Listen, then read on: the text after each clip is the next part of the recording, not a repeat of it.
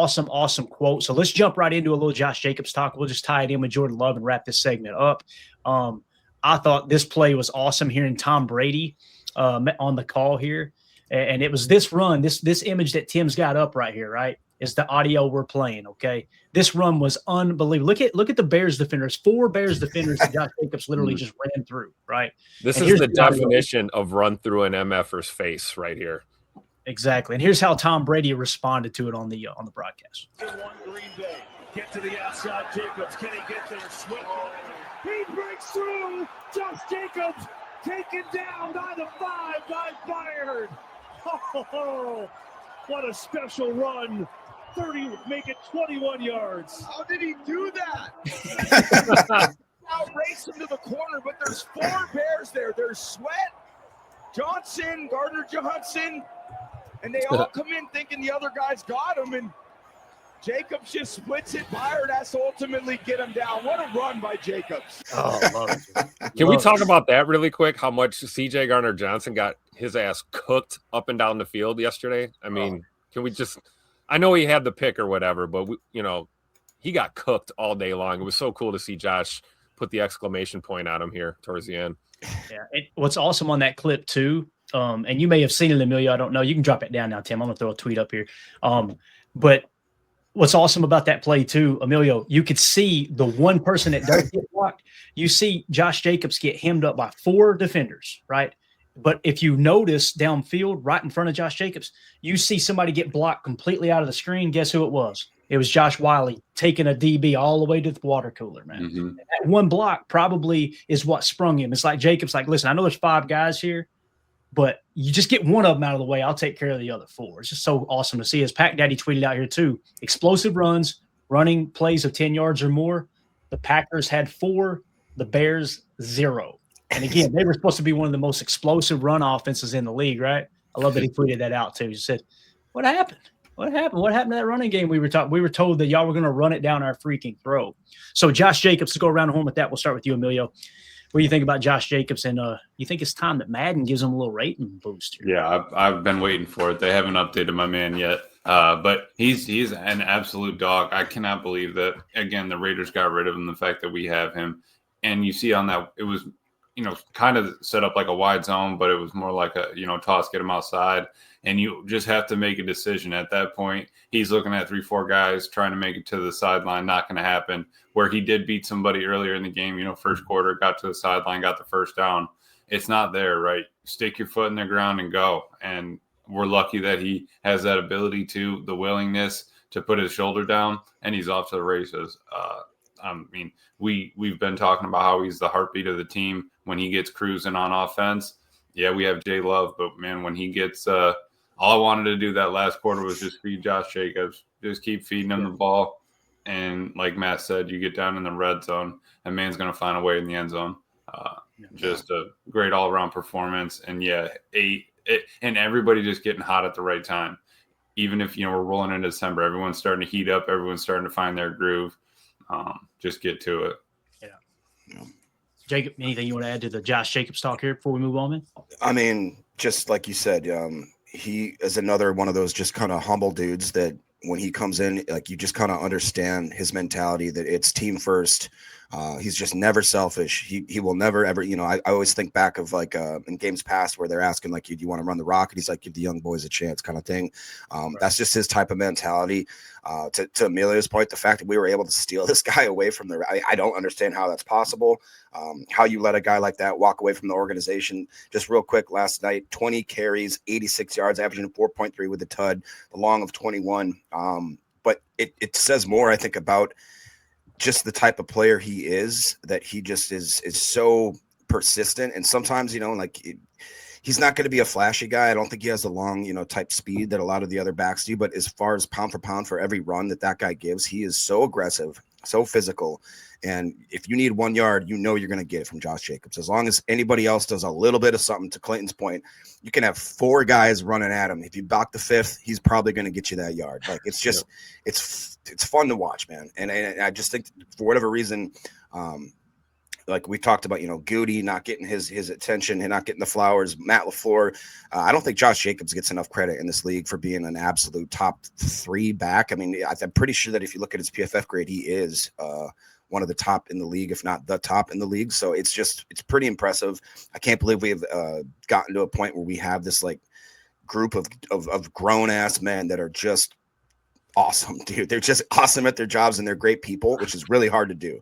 Like, even better people for sure. Tim, what do you think about Josh Jacobs? I love what Michael Parsons said there, man. Like he has all the confidence in the world in Jordan Love and Josh Jacobs to get the job done.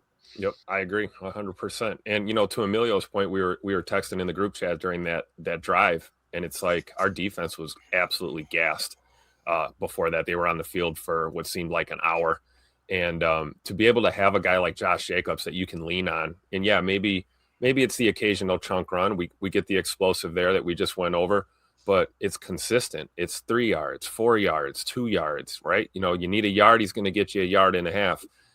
Able to kind of put a nice methodical drive together to give our defense the rest that they needed to be able to get out there on the field and finish that ball game.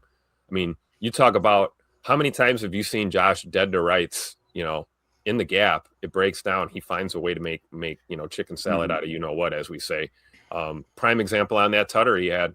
He was stopped up at the goal line and just found a way to basically spin backwards and fall backwards into the end zone to get the tutter. I mean, you can't say enough good things about Josh Jacobs, and I think it is important that we do acknowledge it because, like Jacob said, I think he's drastically underrated and overlooked in this league as one of the premier backs for sure. For me, man, that Josh Jacobs run, I'm glad you brought that up, Tim, because I thought, they got him stopped here. Yeah. And then all of a sudden he does this like a little alligator roll, right? He just kind of rolled off the pile, spun right in. And I was like, I remember immediately thinking, of course he got him. Why the hell are you doubting that? Why did you doubt him within a yard of the goal line? He wasn't going to figure out a way to get it. It's just unbelievable. Those are the things that go unnoticed. Let's go to the chat real quick. Mike Witt with the super chat. Thank you, buddy. Says, I got into an argument at the bar last night. Some guy after the game said that he'd take Hurts any day over Love. I personally don't think it's close. Look what Hurts did versus the same Bears D. Thoughts. That's a great point. Great point. Now, listen, I think Jalen Hurts I think he is a great football player.